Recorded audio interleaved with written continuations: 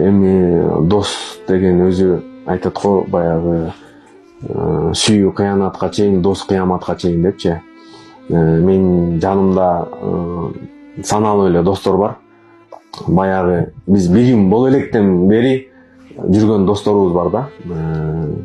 Ошол досторум азыр дагы деле менин жанымда. Чыныгы достор булар кандай да?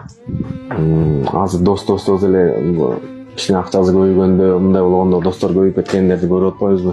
Бирок чыныгы дос бул сенин акыретиңди ойлогон достор да. Сенин кемчилигиңди сенин бетиңе акыйкатты айта ала тургандар дос да. А сен досторду баары сени сонун деп барып азанга түртө турган достор көп да, кемчилигиңди айтпайчы.